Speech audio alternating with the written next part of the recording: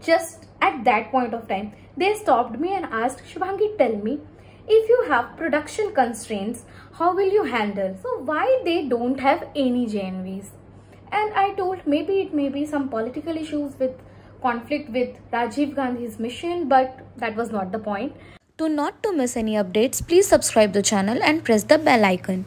Hello everybody, my name is Shubhangi Aryan. I am an electronics and communication engineer and currently I am pursuing my MBA from IIMK. So this is the PI experience of me facing the CAP, Common Admission Process of IIMs, under which many prestigious IIMs like Udaipur, Ranchi, Raipur and many others IIM come. So as we all know, the CAP calls are out and many of us are waiting. But what happened in my interview experience? This is what we'll be talking about. I think it was 4th of March when I got the call for my CAP interview, and at that point of time, I was done with my Kozhikode interview as well.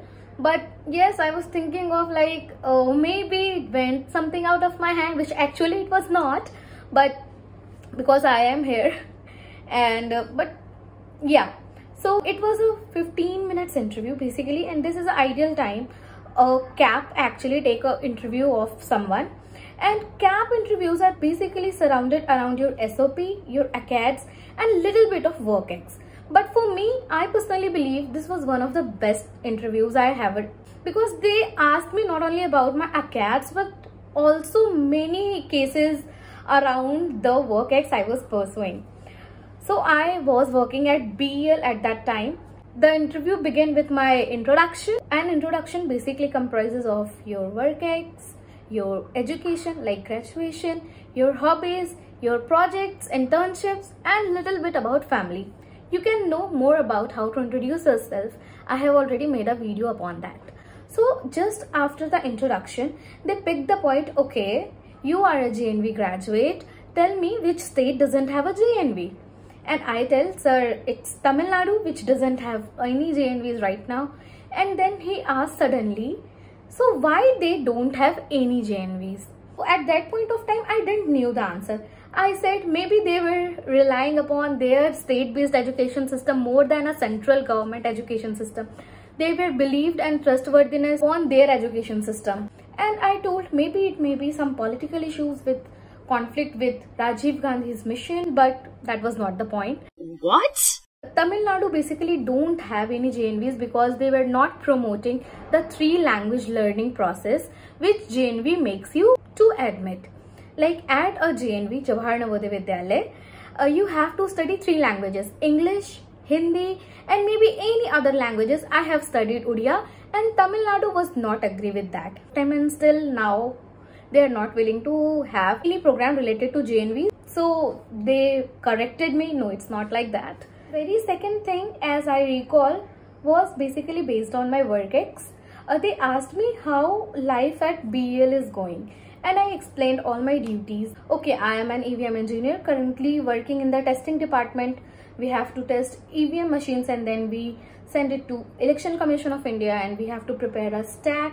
And just at that point of time, they stopped me and asked, Shubhangi, tell me, suppose you have a production constraint, how will you make it to the end?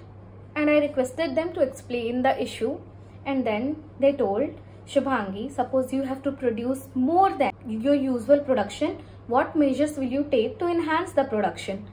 So I took 10-15 seconds and I composed my answer in a very organized manner. So basically 2 steps which can be taken.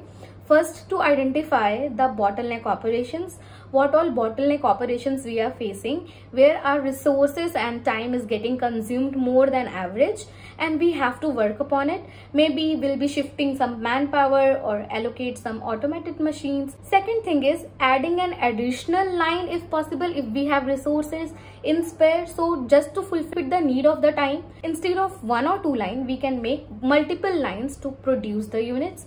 And third thing is we can basically overtime, like people are working in shift, so we can do some temporary hiring and we can also work in the night. So yeah, they were pretty convinced with the answer. And after that, they jumped upon the regional politics.